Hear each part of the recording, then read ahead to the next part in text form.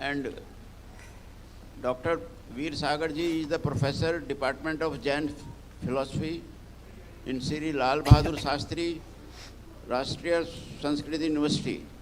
He is very well-known personality, and he has given many national and international interviews, and his speech, it is well appreciated. And today we are very lucky to have Dr. Veer Sagar here to listen to him. Thank you. Please, Dr. Veer Sagar. और इस सभागार में विराजमान सभी सज्जनों, हम सब देख रहे हैं कि आज दुनिया बहुत बदल गई है और इसमें बहुत भयंकर समस्याएं पैदा हो गई हैं। और मुझे इस बात को सिद्ध करने की ज़्यादा आवश्यकता नहीं है। आप किसी भी दिन का समाचार पत्र उठाकर देख सकते हैं, आपको पता चल जाएगा कि आज हमारी दुनिया कितनी बड़ी बड़ी समस्याओं से घिर गई है। आज कितनी तो बीमारियां बढ़ गई हैं। पहले कहीं कोई एक छोटा सा औषधालय हुआ करता था, पर आज गली गली में हॉस्पिटल है और फिर भी कोई बेड खाली नहीं है। इतनी बीमारियां बढ़ गई है।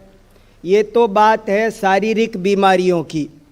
मानसिक बीमारियां इससे भी ज़्यादा बढ़ गई हैं। बहुत टेंशन और डिप्रेशन बढ़ गया है। आप अच्छे अच्छे पढ़े लिखे लोगों को बहुत भयंकर रूप से अशांत देखते हैं। आए दिन आत्महत्या के केस बढ़ते चले जा रहे हैं। हमारे परिवारों में भी बड़ी समस्या पैदा हो रही है। वो प्रेम, समर्पण, सेवा की भावना खत्म होकर टूटने के कगार पर हैं। परिवार नामक संस्था भी टूट रही है। हमारी समाज में भी बहुत सारी समस्याएं पैदा हो रही है। हमारी राजनीति में भी भयंकर समस्याएं पैदा हो रही है। मैं कितनी समस्याएं आपको गिनाऊंगा। मुझे लगता है आज पर्यावरण में बड़ी भयंकर समस्या पैदा, सारा विश्व संत्रस्त है, परेशान है।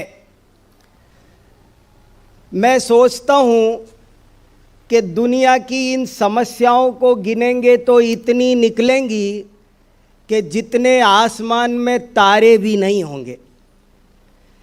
लेकिन मैं समझता हूँ कि इन समस्याओं पर थोड़ा गहराई से चिंतन किया जाए कि ये क्यों पैदा हुई। ये तो पत्ते हैं, कहीं न कहीं जड़ में कोई बड़ी डिफेक्ट आई है। उस जड़ के कारण ये समस्याएं पैदा हुई है। इसलिए इन समस्याओं का समाधान भी एक है और वो है अध्यात्म विद्या।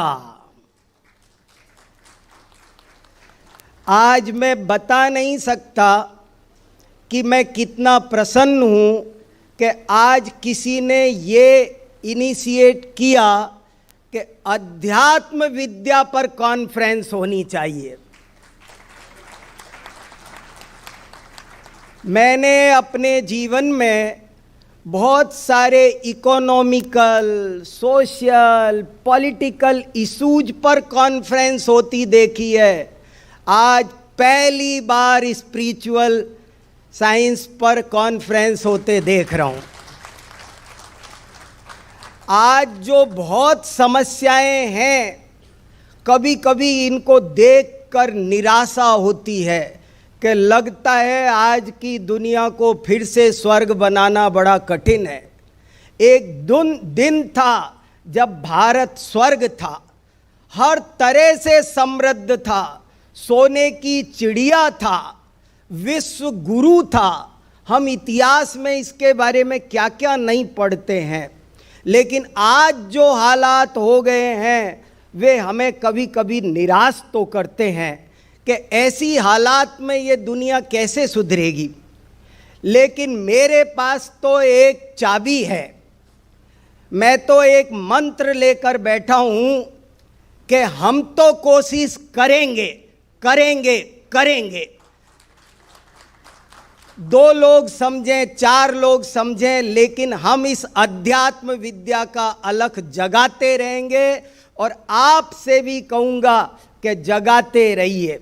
कितने भी विवाद हो, कितने भी निराशाएं आए, लेकिन हमको ये कहना पड़ेगा। मुझे एक शेर बहुत अच्छा लगता है, दिल मिले या ना मिले, दिल मिले या ना मिले, हाथ तो मिलाते रहिए, बात बने या ना बने, बात तो चलाते रहिए। मेरा ये बहुत गहराई से सोचना है। आज क्या हुआ है, पढ़े लिखे लोग इतने तनाव में दुखी अशांत क्यों हैं? ज्ञान तो आनंद देना चाहिए था, ज्ञान क्यों दुख का कारण बनता चला जा रहा है? उसका कारण है अध्यात्म विद्या की कमी। इस बारे में भी एक शेर है। मैं वेद उपनिषद, मैंने विविध दर्शनों का अध्ययन किया है। अध्यात्म विद्या मेरा प्रिय विषय है। मैंने इस विषय पर एक किताब तक लिखी है। इस अध्यात्म विद्या पर एक किताब लिखी है मैंने, ये भारतीय ज्ञानपीठ से छपी है। और आपको जानकर आश्चर्य होगा कि इस किताब में मैंने इसे धार्मिक दृष्टि से देखने की कोशिश नहीं की है, बल्कि वैज्ञानिक दृष्टि से देखने की कोशिश की। सारे वेद उपनिषद और आज आधुनिक विज्ञान क्या कहता है, इस दृष्टि से मैंने देखने की कोशिश की है। मेरा समझना है कि यदि अध्यात्म विद्या आ जाए तो सारी समस्याएं सुलझ सकती है। हम बहुत पॉलिसी भ्रष्टाचार मिटाने के लिए बनाते हैं, लेकिन भ्रष्टाचार है कि मिटता ही नहीं। कहता है तू डाल डाल मैं पात पात। गवर्नमेंट एक पॉलिसी बनाती है, जनता उसके 10 रास्ते निकाल लेती है। कारण क्या? आदमी को पता नहीं है कि भ्रष्टाचार करने से आत्मा का पतन होता है, सबसे पहले अपना सत्यानाश होता है। जो भ्रष्टाचार करता है उसके चेहरे की कांति गायब होती है, वो सिर उठा के जी नहीं सकता, पहली नजर में अपनी नजर में मर जाता है वो। ऐसी और बहुत बात है।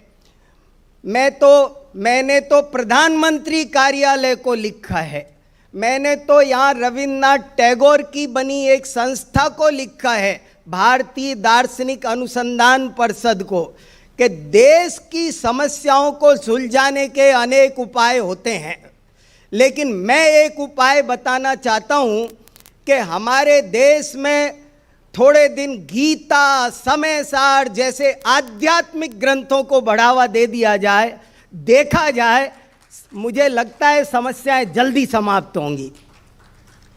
क्योंकि अभी क्या हालत हो रही है, जिंदगी में आकर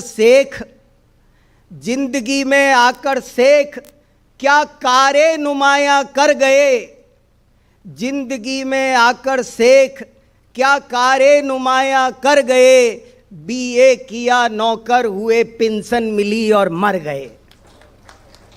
क्या इसी का नाम जीवन है? अरे भाई, जमाने में उसने बड़ी बात कर ली, जमाने में उसने बड़ी बात कर ली, खुद अपने से जिसने मुलाकात कर ली। आदमी अपने को नहीं जान रहा है, ये क्या तमाशा हो रहा है? भारत की मूल विद्या थी अध्यात्म विद्या, मूल विद्या। इसी के कारण हमारा देश सोने की चिड़िया था, इसी के कारण हमारा देश विश्व गुरु था, इसी के कारण हमारे देश में राम राज्य था, घरों में ताले नहीं लगते थे। ये अध्यात्म विद्या का कमाल है। आज वो अध्यात्म विद्या हमसे छिन गई है। बस यही सारी समस्याओं की जड़ है और आज का सेमिनार इसी अध्यात्म विद्या पर हो रहा है। मुझे एक दोहा बहुत पसंद आता है, वो सुनाकर मैं मेरी बात पूरी करूंगा। मैं केवल ये कहना चाहता हूँ कि ये बहुत ज़्यादा इम्पोर्टेंट टॉपिक है। पहले बच्चे को अध्यात्म विद्या के संस्कार, अभी बहुत बढ़िया कहा डॉक्टर दीपक जी ने कि आज सबको सब कुछ बनने की प्रेरणा दी जाती है, लेकिन आध्यात्मिक बनने की प्रेरणा जो माँ गोदी में सिखाया करती थी, पालने में सिखाया करती थी, वो छूट गई है और इसीलिए बहुत समस्याएं पैदा हुई है। एक दोहा गांव-गांव में चलता है, मैंने बचपन से सुना है, वो ये है, कला 72 पुरुष की, जिनमें 2 सरदार, एक जीव की जीविका, एक जीव उद्धार। पहले राजा से रंक तक हर आदमी 2 कलाएं जरूर सीखता था। वैसे तो 72 कलाएं होती है, लेकिन 2 सबके लिए जरूरी है। एक वो जो उसका प्रोफेशन हो और दूसरी वो जो उसका उद्धार करे, अध्यात्म विद्या। यानी प्रोफेशन की एक एक विद्या सबके लिए ऑप्शनल सब्जेक्ट है, लेकिन अध्यात्म विद्या सबके लिए कंपलसरी है। हमारे यहाँ किसान हो, रिक्शे वाला हो, चाहे राजा हो, हमारे यहाँ राजा भी राजा नहीं होते थे, राजर्षि होते थे। उसका कारण है ये अध्यात्म विद्या। मुझे पक्का विश्वास है कि यदि हम हमारे देश में अध्यात्म विद्या को बढ़ावा दे सके तो कोई समस्या नहीं रहेगी और भारत फिर से विश्व गुरु बनेगा। धन्यवाद। बहुत बहुत धन्यवाद प्रोफेसर डॉक्टर वीर सागर जैन जी। जैसा कि मैंने आपको पहले कहा था कि इनका जो लेक्चर है उसमें हमने बहुत कुछ सुनने को मिला और इन्होंने ये कहा कि पहले हमें अपने आप को जानना चाहिए और आध्यात्मिक तौर से हमें अपने आप को मजबूत बनाना चाहिए और हमें अपने आप को टेंशन फ्री बनाना चाहिए। ये कहना बड़ा आसान है कि टेंशन फ्री हम कैसे बनाएं। हम लोग सुबह भगवान के आगे प्रार्थना करते हैं 2, 3, 4 मिनट के लिए, जैसे जिसकी श्रद्धा होती है, और उस टाइम हम भगवान से ये कहे कि भगवान मेरी जितनी भी टेंशन है आप ले लीजिए। हम अपनी सारी टेंशन भगवान जी को दे दे और हम definitely we will feel ourself tension free. Thank you.